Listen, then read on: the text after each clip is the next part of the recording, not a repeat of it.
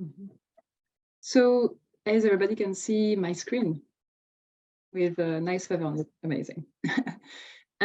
So thank you very much for inviting me to give this talk. I'm very excited to talk about the Philippine project, and I'm always happy to talk about it because I've been working on this program for quite some time now, since 2016. And so my name is Daphne Kerhoas. As you can hear, I'm French, but I hope I won't mispronounce anything, or I'll be quite clear on what I say. So it's protecting wildlife together in the Philippines that I'm going to talk to you today. So a little bit about me. I am a conservation and higher education manager in the field conservation and science department, which used to be the research department. So basically what we do is that in the remit of my job, I lead a program in conservation. And I also manage some lecturers. And I also handle a partnership with University of Bristol. And yeah, so that's a bits and bobs of all the work that I do. So I have a quite multi-responsibility kind of job, and I love it. I come from my background, so it's a picture of me actually in the Philippines here. And you can see how deforested it is, except on the background. But so my background is I am an ethologist, or someone who study animal behavior. This is something I always really loved, and my specialty was on primates. And so I worked in many places in the world, actually in 3 different continents. So I worked in Costa Rica for a year, in Nigeria for 6 months, and 2 years in Indonesia for my PhD.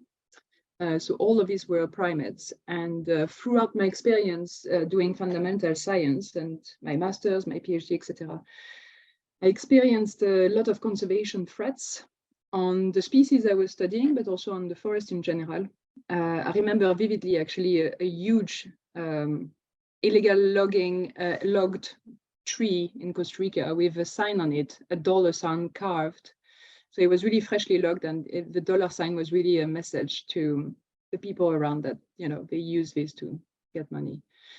So I decided to, then when I finished my PhD, I said to branch away a little bit from fundamental science and focus on applied conservation. And that's where I started my job at Bristol Zoological Society for like now 10 years almost.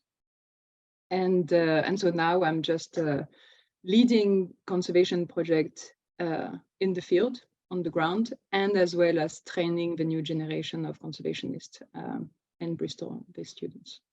I'm also part of IUCN SSC, so that's IUCN is the International Union for Conservation of Nature. So it's a big consortium that is global, and SSC is a species survival committee. So there are smaller groups that focus on different species. And so I'm a part of this committee on primate protection, and specifically Southeast Asia. And I'm also part of this species survival committee for pigeon and dove, linked to the work that I do here. So that's about me. Now let's talk about what we do in the Philippines as a conservation charity. So our flagship species that has been for a very long time, this species is Negros Bleeding Heart Dove, or Gallicolomba keai. This is a species that is critically endangered. When people ask me how to describe this pigeon or dove, I usually say it looks a lot like any pigeon you will see in the street, except it has this really dark red bleeding heart. And actually it's, whenever they call, it's kind of like inflate a little bit. So you see this red getting bigger. It's quite beautiful. Very shy species, very, very shy. It's really hard to see it. Even if you do spend, even if you're like, you know, a birder and you spend hours in the forest, this is a species that you need to hide and just not make any noise to see it. You need to do playbacks as well to be able to spot it somewhere. It's ground dwelling, so it's interesting. It doesn't nest higher than 1.5 meters from the ground.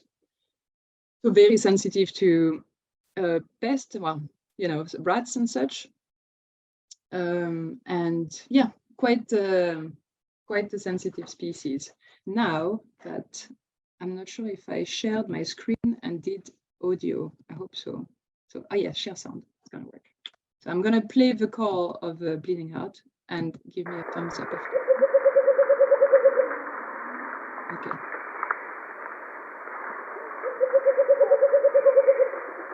So this is a clear sound of the bleeding heart. You can hear the river in the background and the forest, but this is one of the sound actually. This species is really not really studied much. Not many people know anything about this species. We know that there is 2 sounds. I've heard 2 calls, but one of them is only recorded. Yeah, so this is really, really important species. A species that is actually really good to attract funding.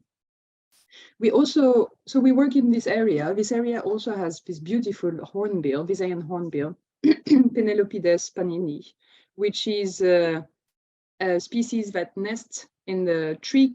And when the female is with the babies, or chicks, sorry, and is brooding, then the female closes the nest, the hole of a tree, close it completely and leave just a tiny bit for the male to go and feed her and the chicks whenever they hatched. So very important species as well, endangered. And we also work with the Visayan warty pig, and you might have seen those in Bristol Zoo Gardens. And so that's actually the Elvis that you may know. The Visayan warty pig is critically endangered as well. There is a little bit more research done on them, and not too much either. It's much easier to see them in captivity. So there's a few different zoos that have this species. Unfortunately, is heavily hunted and the population is going down. So these are the 3 big species that we work on in the Philippines. And so the first question you may ask is, where are we working in the Philippines? And the Philippines is huge. It's a very, very big country. You have a picture here that you can see. And we focus our work on 2 islands in the West Visayas. Visayas region is one region of the Philippines. And these 2 islands is one called Negros and the other one called Panay. We have 4 different projects within these different islands and 3 main partners. So the first project, for example, is that we work on wildlife monitoring and protection. So trying to find out where are the species, what are the type of habitats these species enjoy, and trying to protect it from any kind of threats. The second project is community alternative livelihoods. So trying to mitigate these threats is sometimes linked to trying to find alternative livelihoods or other ways to earn money than the potential threat. So if the threat is, say, hunting, then it would be providing a different option than hunting to gather meat or to earn a living. If it's illegal logging, then it will be about maybe having another way, like a different way of doing agriculture that will be more sustainable. Or it could be that you could be more effective when you're burning wood and you have like different ovens and things. So that's community alternative livelihoods. Then we have reintroduction project, where we're involved in actually reintroducing species from captivity into the wild. And finally, a captive breeding project. We are a zoo. We have a lot of knowledge and we can support other zoos and captive breeding centers to increase their welfare, improve their husbandry techniques, etc. And so in terms of location, specifically, the number 1 and 2, so wildlife monitoring and protection and community alternative livelihood, is on the Darwin project in the map, on the insert map. So the Darwin project and our main partner, Filincon. So the blue square, I should always explain the figure. The blue squares are the partners. So you have Filincon, Tellerac, and Centrop. And the red round are field site or place we work in. So the Darwin project and Filincon are our main site for working on wildlife monitoring and protection and for implementing community alternative livelihoods. The third project, reintroduction project, is in the bottom on the left, on the right, left, sorry, and it's with Tellerac. So reintroduction project is about reintroducing actually Negros Bleeding Heart into a reserve and trying to see how this species fare. And the captive breeding is both in Tellerac and Centrop down into Maguete. Captive breeding is about trying to make sure that the 2 sites that hold Negros Bleeding Heart are actually thriving. And these species, Negros Bleeding Heart doves, were So for a very long time, there was only 2 places in the world they were kept in captivity, Talarak and Saint-Tropez on the same island, right? Now, Singapore Zoo has this species, but that means that there's 3 places in the world where there's captive population of this species, and this species is critically endangered, so it's really going down in terms of the wild population. So it's really important for us to build this bond with this captive breeding center and help them build this population. And then you could ask me, why are we not talking about North Negros on the top right? Is because we are halted this project, but basically what we're doing there is wildlife monitoring and protection. But for now, we are currently, right now, we are not really working intensively in there because we need to spread our focus in the places that we can best do work. So we are quite busy right now with all these other projects. So we are put this North Negros on pause. Now, so I could talk to you and show you nice pictures and just blab my way away. I'm a lecturer, so I've done that. I can do that. But I think that there is nothing as much as a video sometimes to bring the point across, but also to kind of give you a sense of what it is to work there. So this video, it's a documentary of about 40 minutes that is available on YouTube. I'm going to show you 15 minutes, the first bit, and a middle bit, because there is 2 things that are relevant in this video. So the video I want to show you here is about the work that our rangers do in one of our sites. And in there, you're going to see how the site is. You're going to see the type of species that occur, but you're also going to see the type of threats that we have to deal with. We've tested it just now, so there's no reason why it wouldn't work. I say that. Opening it full screen, hopefully. Can you hear? Oops.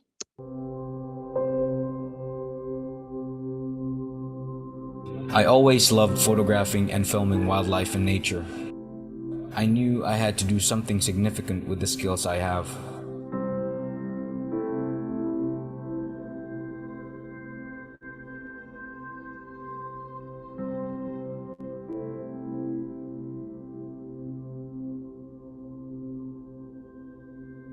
I met Javi Barcinol, the head and founder of the Dulungandit project, when I was in Colasi Antique, out photographing birds. When he invited me to make a film about the Philincon Rangers, I said yes. I know I had to let the community know about these unsung heroes, these guardians of the forest.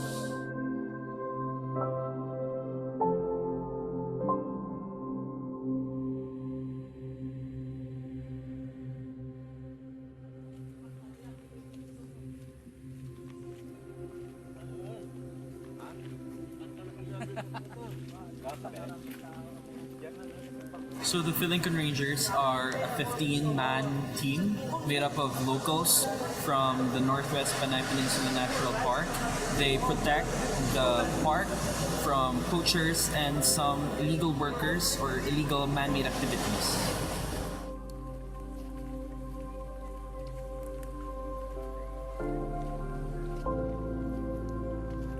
Our journey started early. The Northwest Panay Peninsula Natural Park is located at the northwest section of Panay Island.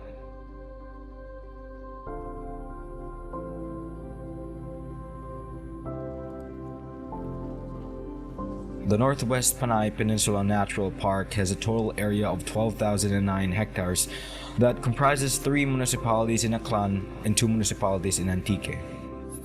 It is home to Panay Island's most beautiful wildlife and forests. That is why it is very important to protect it, because it is a victim of a lot of illegal activities.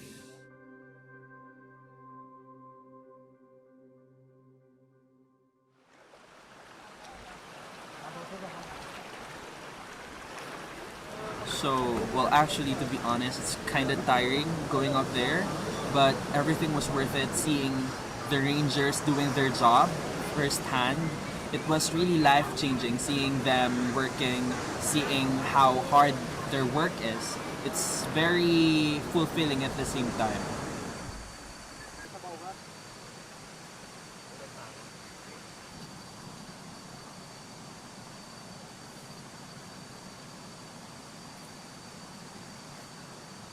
Pwede makaangan?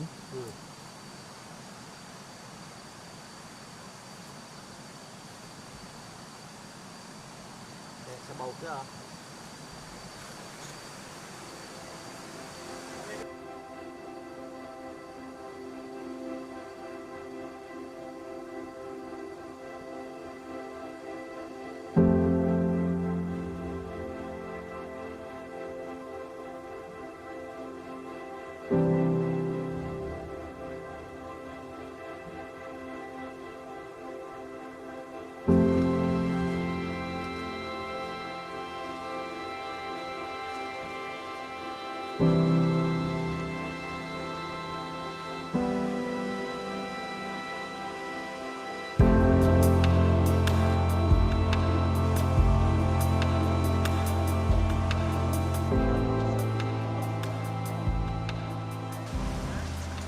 This is actually epic.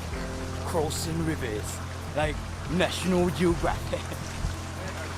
Yeah.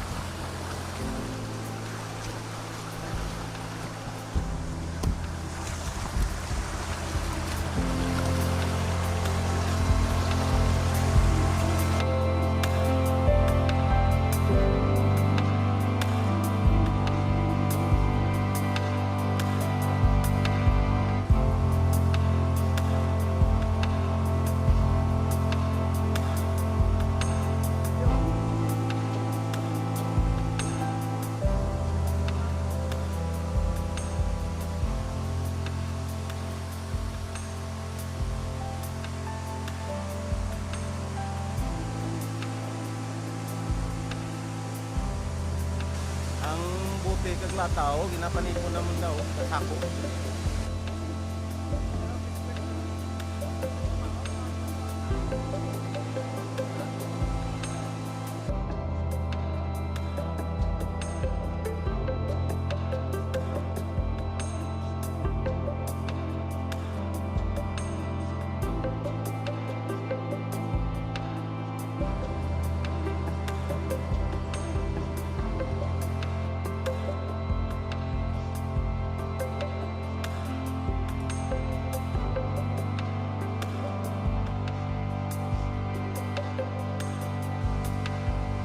So their goal is to protect the Northwest Panay Peninsula Natural Park from illegal hunters, illegal loggers, and to protect or to conserve the natural park from degradation.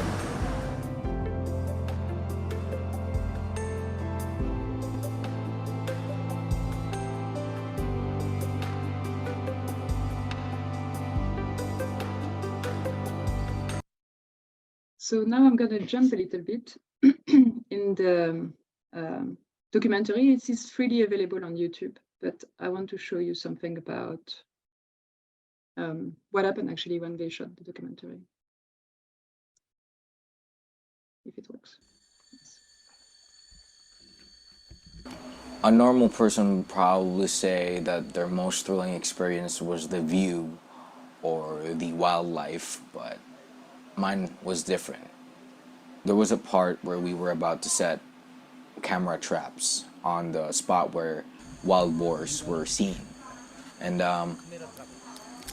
the rangers asked me if I wanted to follow them because they wanted to show me where the nests are. And so I said yes. And so we followed along. The ranger was showing me the tracks, and they were pointing out the leaves that the boars were eating. And that was it. We heard dogs.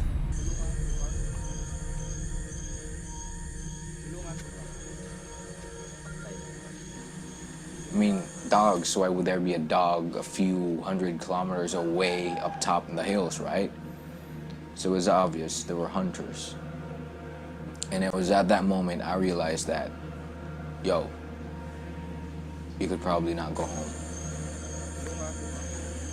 And so they were preparing, they were calling for backup, and they were, getting ready on how to arrest those because they were confirmed because we heard voices shouting along with dogs, and so there were probably illegal hunters up there. And so they were getting ready. They had their knives with them, and I just hid with my camera.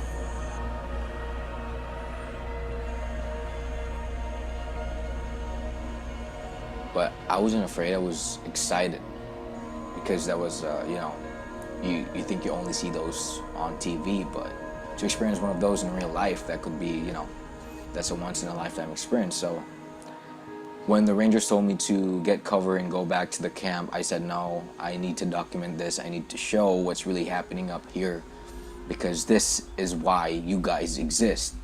So I had to take the risk with the rangers, and so we did the arrest. We charged towards the illegal hunters. So we were planning to set up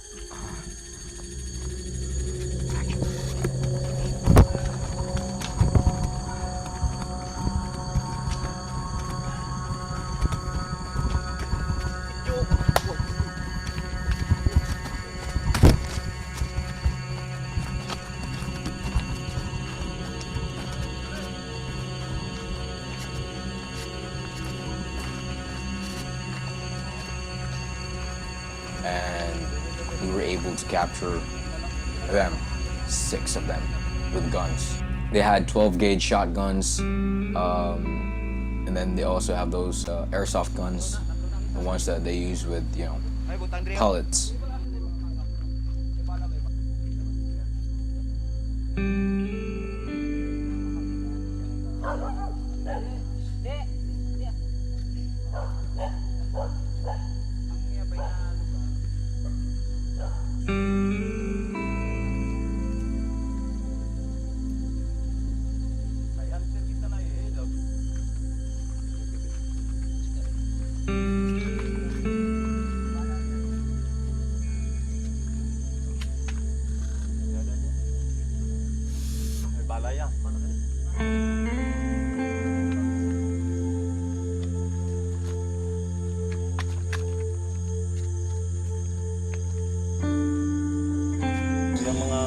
Mga illegal hunter dyan sa bukit ng si Baliw, kapit sa amon station, kag puro may bala. Voluntary surrender nila ni kay kung hindi makasuhan gid. Kaso may piyansa ni tapong piyansa.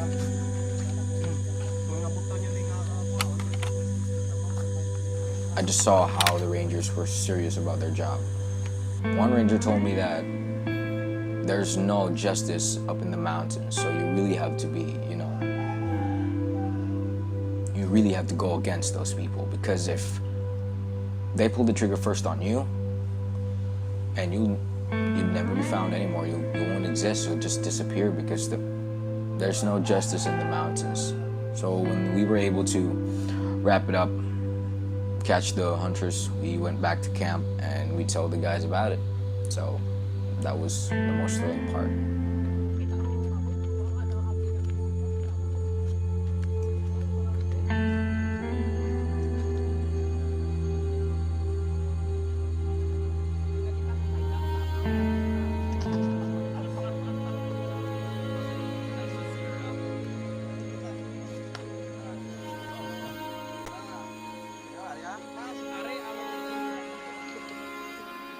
Well, the good thing is we got, footages on the camera trap, so yeah.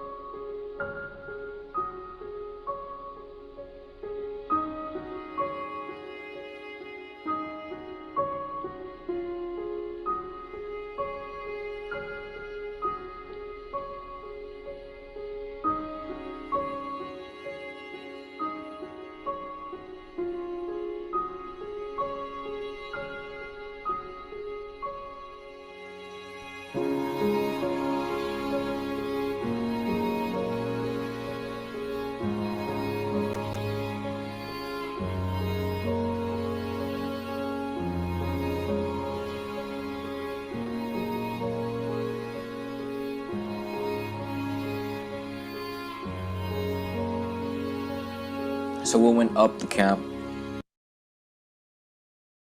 that's it. Yeah. So I wanted to show you this video because I think it explains a bit better than, oops, what did I do? Oh, I did. Yeah, it explains a little bit better in video rather than words, the type of things that, the type of threats that we face, right? Illegal hunting specifically here, more than illegal logging. It also shows a little bit the work that the ranger have to do, going to the forest, the rivers, climbing. This is all fun to do when you go to this type of really like sharp landscape. And you show the camera traps. This is the thing that we use to record wildlife because it's so hunted there that the wildlife will run away from you for good reason as a human. So we use camera trap, which is indirect, and you can see really the type of footage that we get. And also when you do, encounter hunters, then the type of reactions and interaction that happens here. So yeah, that's why. And so you have the full documentary of 40 minutes if you want, but this is a little excerpt. So I can change the slide. Yes. Okay. So I'm going to talk to you a little bit more specifically on the project. So we've just looked at the video on from the ranger aspect. But we also have a lot of different teams and communities that we work with. So we have a Darwin Initiative funding program, which is actually large funding that started in June 2022. It's about £322,000, but 95% is going to the Philippines. So we are not keeping any money here in the UK. We are just trying to make sure that the organization on the ground has the support, the funding, the staff, and the training to be able to help protect this fantastic forest. And the forest you've seen now, it's just it's beautiful and very special because it's a lowland forest, right? So whenever you go to places in the world, the first thing that gets cut down is lowland forest that is easy to reach, right? This park is actually lowland forest and not be cut down because it's surrounded by mountains and because it's so hard to go over it through the rivers and the mountains that it's just a little hub, a little safeguard of species that do thrive in lower, not mountainous landscape. So our Darwin project, it's 3 years, and the title is Investigating Hunting Causes and Implementing Community-Led Mitigation in the Philippines. So as you've seen now, people are hunting. And so we have rangers to stop this illegal behavior. And we have a field team as well that is here to collect information on how much is there of pigs, how much is there of all this wildlife, these birds, and how is this population going? Is it going up? Is it going down? Is it same? Is there more illegal behavior or illegal hunting now, right after COVID, than it used to be in the past? So the ranger is helping us with that. But we also are understanding that, I mean, it's not enough to say you should not hunt illegally. Usually people that do hunt illegally is because they are driven to it. So we have a community team that is working in 8 different villages all around the protected area. And they go there and they're trying to understand why people are hunting. Maybe it's because of leisure. Some people enjoy hunting for leisure, and that's completely fine. Maybe it's because they sell the meat in the market. It's a good amount of money, and so it's worth their time to go and sell the meat in the market and get some livelihood out of it. Or maybe it's just to feed yourself, right? And any of these reasons are in themselves, they're completely fine. But the way you will try to mitigate those are very different, right? You're not going to try to tell someone that it's not good to go illegal hunting when they're trying to feed their family and provide protein, right? So we are trying to just ask people, why do you think people hunt? And what can we do to try to, slow this illegal hunting? Maybe is there any solution that we can help? So, for example, one solution we're thinking about is having pig farm, domestic pig farm. We will provide about £7,000 to start a pig farm. So building the space, buying the sow, buying the insemination, the vet cost, having a space for the piglets, and then they can produce their own meat and they do not have to go and hunt illegally, which will be more demanding than having domestic pig at home.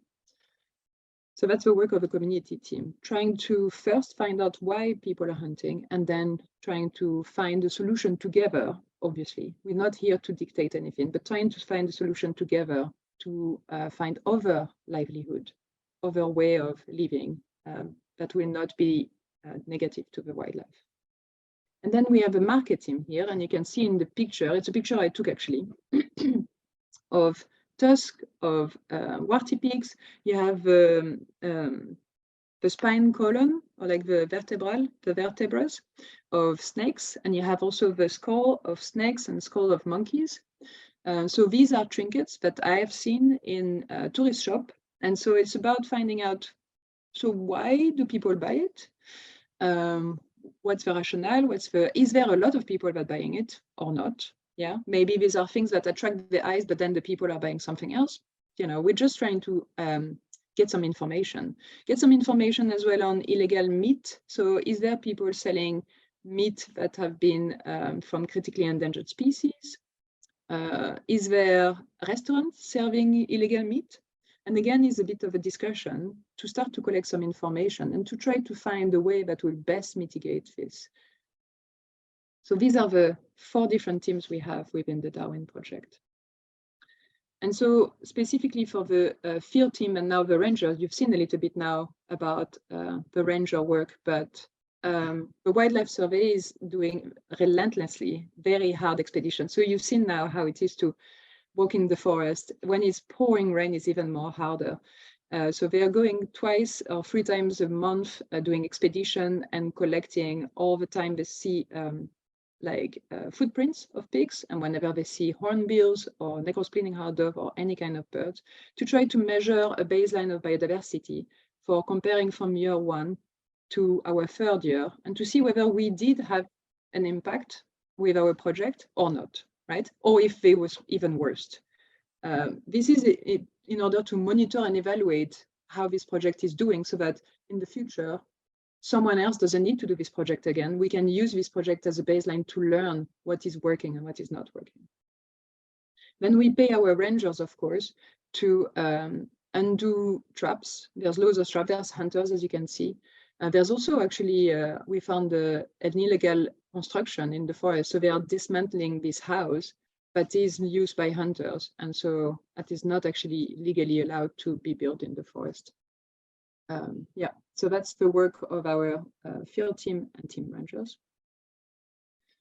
Then our community team is about working in the communities, as I said, and talking to the 8 villages that we work with.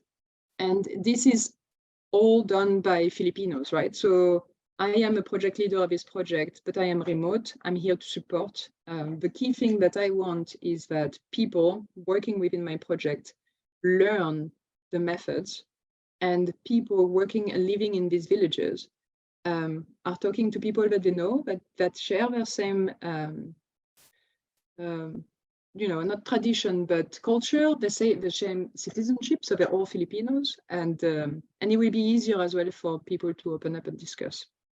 We're never asking whether someone is hunting or not, because it's an illegal behavior, and it would be unethical to ask someone to agree to something that is potentially will bring them to jail. So we're just asking about the perception of hunting. And so why do you think the people will be hunting? And what do you think will be the best alternative livelihood for the people that are hunting? And so these are the hunting survey.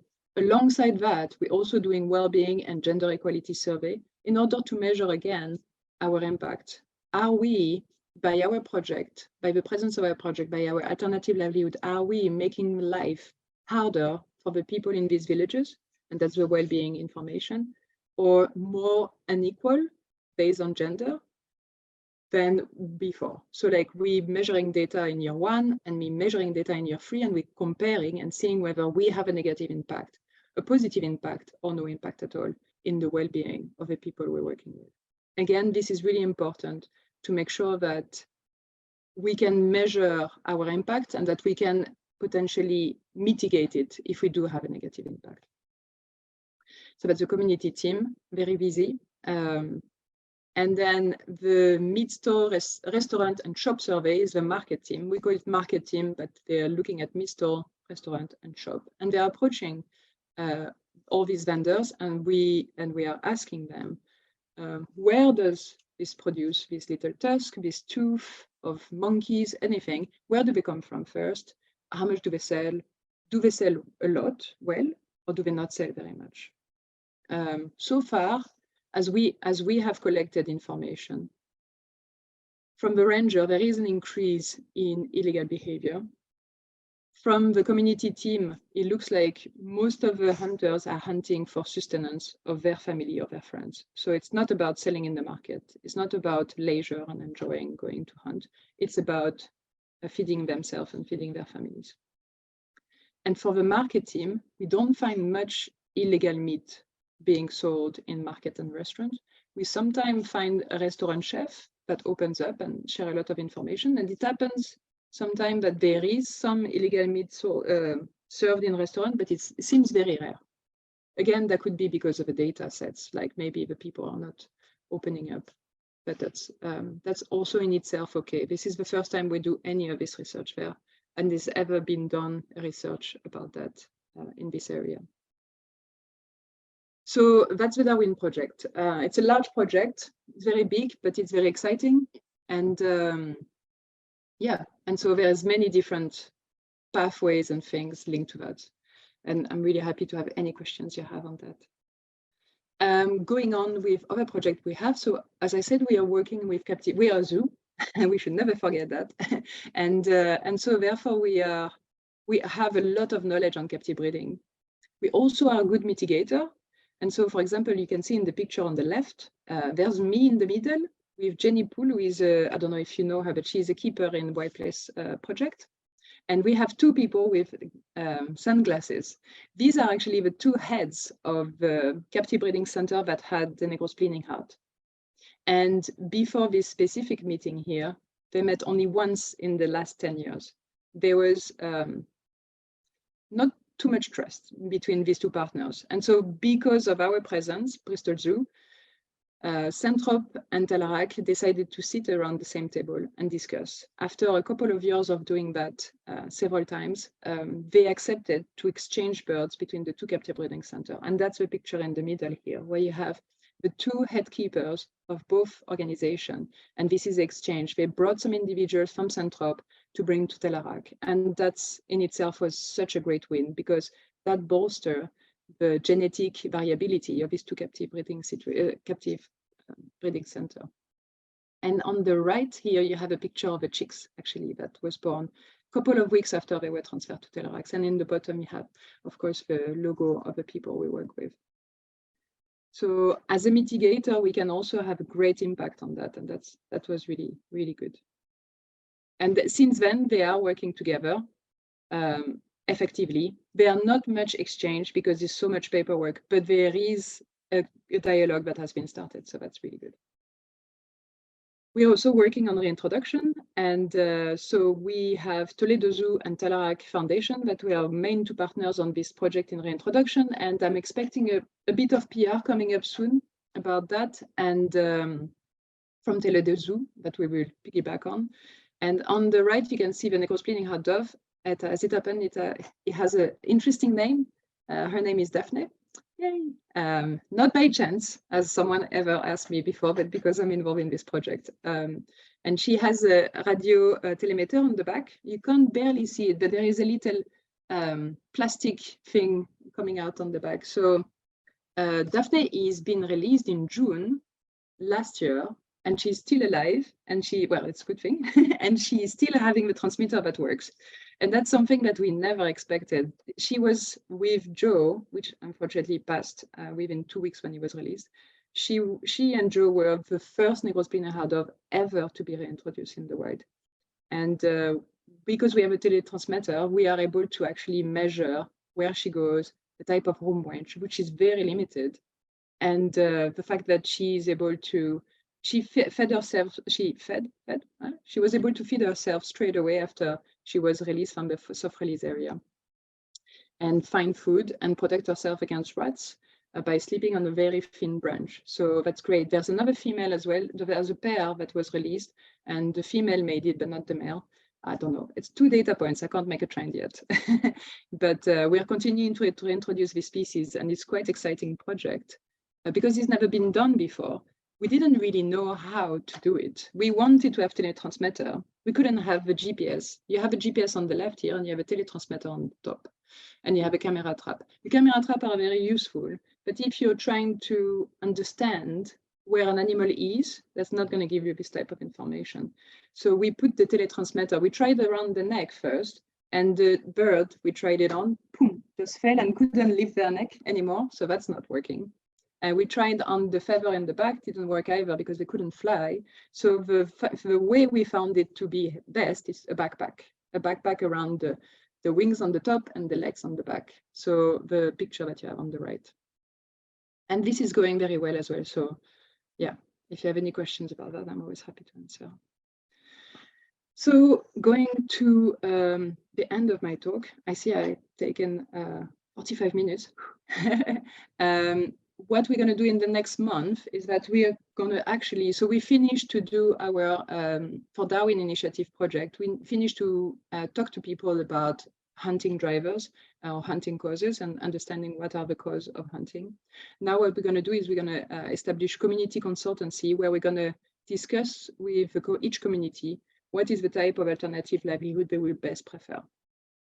And that's specifically to address why people will be hunting. So that's what we're going to do in the next months, starting actually in April. Then we're also going to start a Rare Pride campaign.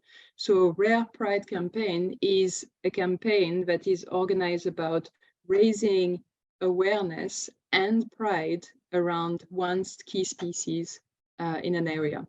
And so we are going to be present in festival, and there's going to be also local singers singing songs about this, going to school, and festivals are really important actually in the Philippines. And so then, based on this Rare Pride campaign, we will be able to raise awareness about the plight of the species and also do survey about who are the type of people that buy these kind of trinkets that we saw with the bones. So are they foreigners? Are they local people? Are they Filipino tourists or others? And just understanding how can we try to find best arguments against this type of trade. And then the GIS map on the bottom is about understanding where do the Visa and Warty pigs spread themselves within the protected area, and where do the hunters spread themselves as well, and are they fluid in the movement they use? Are the pigs always avoiding the hunters? Are the hunters targeting the different specific area? Are the hunters preferring primary forest versus secondary forest, etc., or reachable, easily reachable, like a dry riverbed versus a more sharp terrain? So that's in the next month. In the next year, we're going to expand the reintroduction, I hope, of a Negros Bleeding Heart. It's been so successful in this one space, but we hope by bolstering the captive population, we can release more Negros Bleeding Heart in other places within Negros Island and Panay Island. I would love to have a new protected area right next to the Northwest Panay. It's going to take a very long time, but just to have this new space being protected officially and continue to support the communities towards the transitioning towards something that is precarious and hard for them. Hunting is difficult because pig population is probably going down, to something that is more sustainable and is more easier. So supporting community through this transition.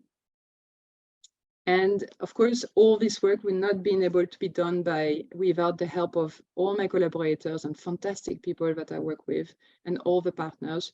Probably my favorite bit in this project is protecting wildlife, but is also to work with fantastic people that care about wildlife and that are just really beautiful people in general. Yeah, and that's it.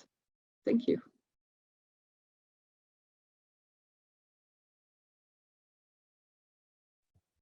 Oh, thank you so much, Daphne. That was so interesting. I could definitely see a few questions popping up in the chat box. So if you're okay for another 10 minutes, I'll try and whip through those quickly. I'm just going to try and work out how to unmute myself permanently. Bear with. Yeah, I was meaning that usually I overtalk, so I'm glad I didn't this time. Let me just scroll up to the beginning. So there was a question about why via Sam, but it's to do with the name of the islands. There was a question from Alex about, I think the volunteers are aware that we're going to have a new species at Wild Place soon, which is the spotted deer. Is that connected with this project? Yeah, that's a great question. Thank you. And that reminds me that I should put the picture in there as well. Yes, thank you. Yeah, the Visayan spotted deer is totally part of this project. It's a species that, so partners, and there's a few pictures of people here that tell me that they're sure it is in the wild, but I haven't seen videos. Like they saw scat and they heard it, but I haven't seen camera traps video footage. So actually, I think that the spotted deer is in much dire situation than the warty pig or the bleeding heart, because I've seen both of these in camera traps. But the spotted deer, I mean, it's probably some of them in the wild habitat, but it's really, really, really critically endangered and needs to be reviewed. It's totally a part of this. I mean, obviously, you know, we use the Negros Bleeding Heart Dove as an umbrella species to protect the forested area. But yeah, the Visayan spotted deer is you know, every time someone tell me like, oh, I've seen the scat, I'm like, no, show me videos, show me picture. I don't believe you. So yes, totally. And they are a part of the reintroduction project we had with a Negros Bleeding Heart. So in the same area where we reintroduce Daphne and Lily, we also reintroduce spotted deer, and they're thriving very well as long as they are not hunted. So I think the problem is that they are more sensitive to hunting than the pig, because they are a bit less fast, I guess. So yes, they're totally a part of this project, and we are linking their presence to Wild Place project to the Philippine program. Yeah, thank you for this question. Fantastic. And there was another question, which I think was around the time you were talking about the alternative livelihoods and talking about potentially setting up a pig farm. So the question was, how would the pigs in the proposed pig farm be fed? In Yeah, terms of making it sustainable, I guess. Yeah. No, it's a good question. So actually, the first name in my main collaborators, Rhea, is actually also, so she's working for me in the Darwin project, but she's also a pig farmer. So that's great because we have all the know-how. And so she's buying feed. So it's not sourced locally, the feed. It's just like pellets, basically. So pig pellets. The price actually increased since we started because of, you know, everything is increasing everywhere all over the world. But yeah, they're fed by pellets, like cattle pellets, if that helps. So yeah, that's how they will be fed, and they'll be kept in really closed areas so that, you know, they're kept in this area. They're not going into the forest, etc. Because that's also the worry about domestic versus the Visayan warty pig. We don't know whether they will be interbreeding, because people do have domestic pigs around there. And we haven't seen any worries that there will be interbreeding going on, but it's something we need to be, you know, careful of. So yeah. Fantastic, okie dokie. And then we had a question about the bleeding heart doves. I think when you were talking about Daphne surviving and then her partner unfortunately not surviving. So there was a question about, do the doves mate for life? So if the males don't survive, would the females then go on to find new mates? That's a great question. We don't know. We don't know nothing about this species. There's one scientific paper published on them, pre-ours. We published some as well, but there's just like nothing. There's this one paper that was published before is about someone spotting a nest and just following and looking at the nest for a couple of days. It's not clear. So it's not even in captivity, it's clear at all. So basically the thing we know though is that Daphne and Joe didn't breed before. So they were just put together in the soft release, and then they were both released at the same time. So maybe they didn't like each other for some reason and Joe left, I'm not sure. Or maybe Joe felt that there was another dominant male around the area and that's why he left. So Joe like covered 1 kilometer per day. He was really moving very quickly far away from the place where he was released. And then we found his transmitter, and we found a couple of feathers, but no carcass. So we don't sure how and by what he was predated as well. But yeah, we don't know. We don't know nothing about whether they're made for life or not. But that's a good question. Yeah. She Okay. hasn't mated yet, so we're hoping. Another question about dove reproduction, which was about in the captive breeding program. Do you happen to know whether they transfer the eggs of young pigeons and put them under foster parents, presumably to try and increase the number of individuals Yes. they can have? Yeah, I do know that. Yes, so for sure. I mean, we have Negros Bleeding Heart Dove parents that are able to raise their own youngs, but we also do use foster parents. So I can't remember on the top of my head which species it is, but it's a species of pigeon as well. And that is very relaxed about fostering, about being a foster parent. That we use that a lot in captive breeding. Yes, totally. Yeah. Oh, fantastic. And then a question from Ella. Is it known whether the bleeding heart of the bleeding heart dove's plumage serves some sort of purpose? I was wondering if this marking is part of displaying, as you said, it appears to expand when they call. It's a good question. We don't know that so much. What we know is that both the female and the male look a lot alike. So you can't really tell which sex is which. We have to actually do a DNA test to find out. So to find out whether it's a female or a male. So like, you know, we see the same pattern on the chest for the females and the males. It could be that it's a marking displaying something. So the two vocalization, we think that one of them is potentially made by males and the other one is potentially made by the female brooding. Again, that's not something that we know for sure. But this is, you know, I can totally try to get this information from the Lujin, the person on the middle, the Filipino on the middle, who is the one, I think he is the expert of Negros Bleeding Heart Dove in the world. He's the keeper who spends so much time with them and is very, very good at keeping them and very gentle.